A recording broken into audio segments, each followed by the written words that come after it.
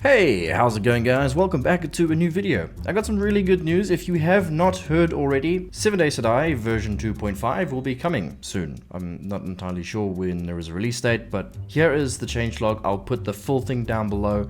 I'm not going to go into full detail and explain everything here. There's actually quite a bit coming to this update, which is very good.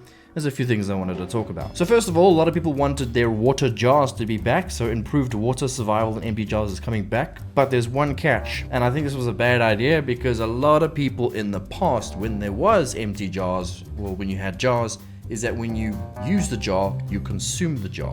It's still gonna be like that, unfortunately. Bit strange, but that's okay. At least we got our glass jars back the way they were.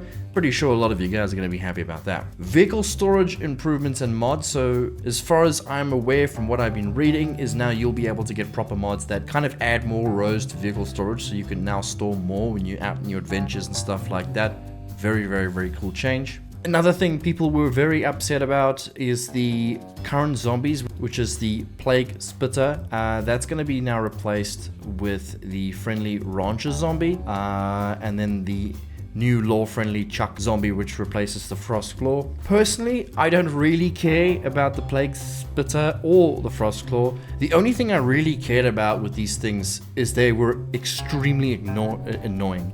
The frost claw, not so much, but the plague spitter, I hated that zombie. I do not like what it does. It's annoying to have that thing spawning constantly in the desert.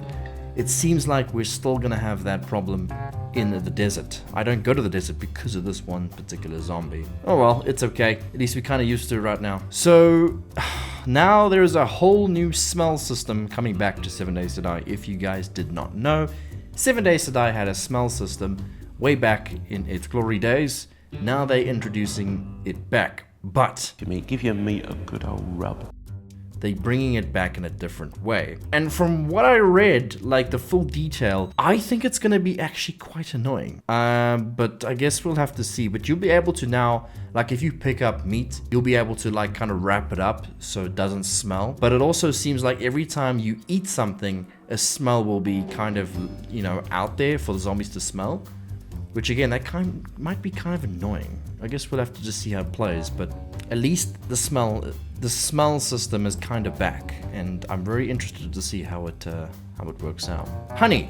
So now we will be able to craft like a honey station kind of thing and produce our own honey, which is really cool. I think it's going to make the game a lot easier, just simply because, you know, already curing infections, finding antibiotics and honey is extremely easy in my opinion. But at least we now have this extra option, and one of the best things about it is I love having lots of workstations and extra stuff to add to my base, and this is just one of the things that I'm gonna have to make a dedicated room for, which is very cool. I wish the FunPimps would do more of that.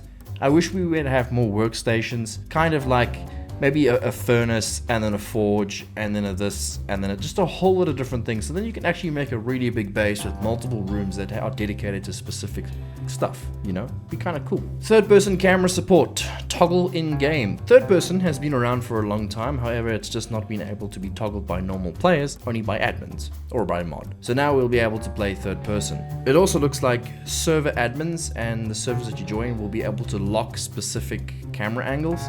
So let's say if you play on my server, for instance, in the settings, I could say, okay, no third person, only first person, you'll never be able to change, or vice versa. So yeah, you'll have like a customized setting for that, which is good. Turret ammo improvements. Didn't read much about this one, but yeah, that's happening. Again, the full details will be down below. A new character window rendering, new free cosmetic skins, new Trader Jen model.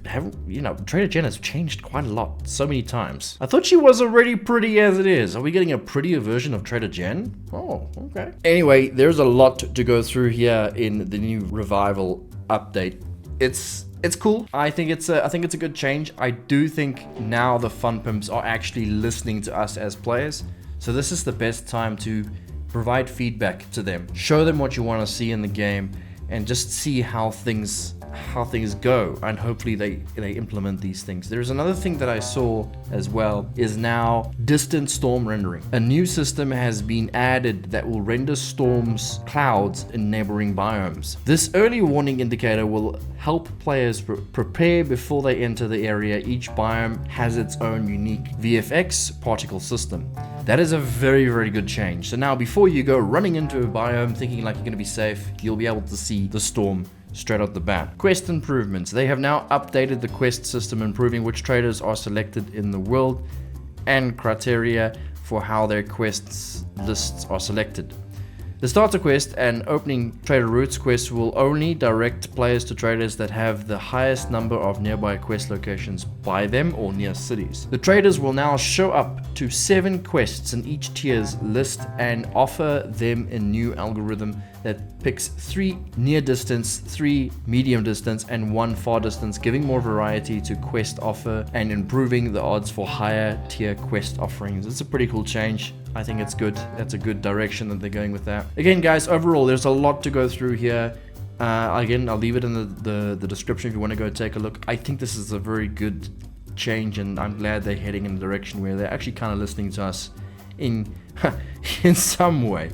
So yeah, guys, what do you guys think of this update? Do you think it's going to be good? Do you think it's going to be bad? Do you think the FunPimps are doing good here for us? Or what do you guys think? Let me know down below. Like and subscribe. See you guys in the next video.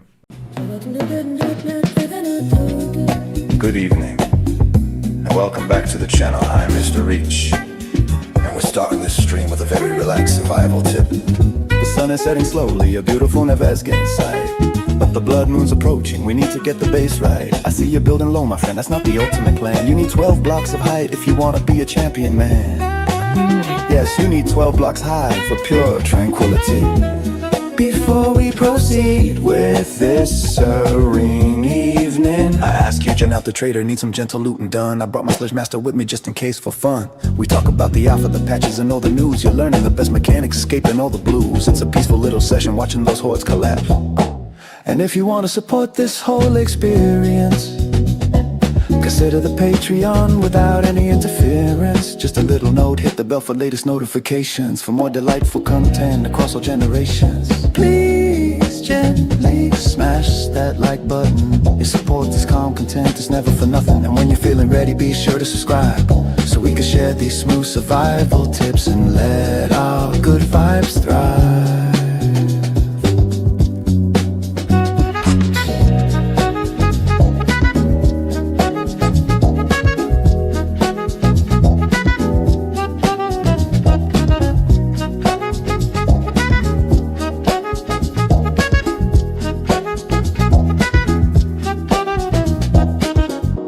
See you soon, my friend. Stay calm. Smash that like button. Ah!